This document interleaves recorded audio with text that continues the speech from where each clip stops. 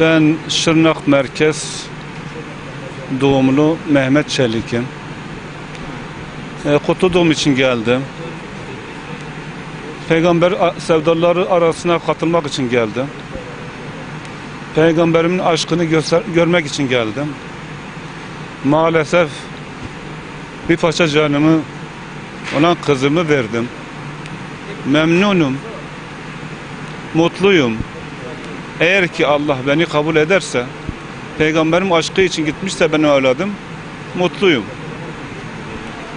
Benim değer bir can, 1000 canım da olsa Muhammed aşkı için vermeye hazırım. Benim kızım adı Sümeyye Çelik'tir.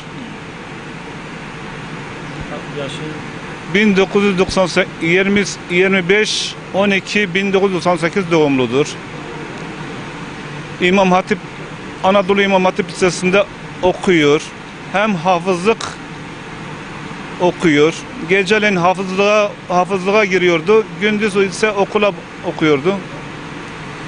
Allah'a çok şükür.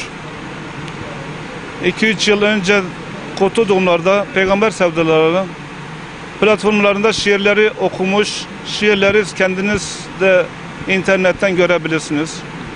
Ben mutluyum. Diyeceğim budur. Allah için geldim. Allah için de can kurban olsun. Salih Üzem, Şırnak'ım, eniştesiyim, kızın eniştesiyim. Sabah erkenden hazırlandık. Allah Resulü için, Peygamberin sevgisi için Şırnak'tan Diyarbakır'a geldik. Mevlid programı vardı. Geldik, yolda bayrak zaten biz hazırlamıştık. Büyük bir bayraktı. Başkası aldı. O dedi illa ben alacağım. Ben bu bayrağı taşımak istiyorum. Taşıdı, geldi, önümde yürüyordu, bir 5-6 metre zaten önümdeydi. Baktık aniden bir patlama sesi geldi. Ateş çıktı oradan. Kalabalık oldu, kalabalığa doğru gittim, baktım o yerdedir. Onun bayrağının flamasında alüminyum gibi bir çubuk vardı.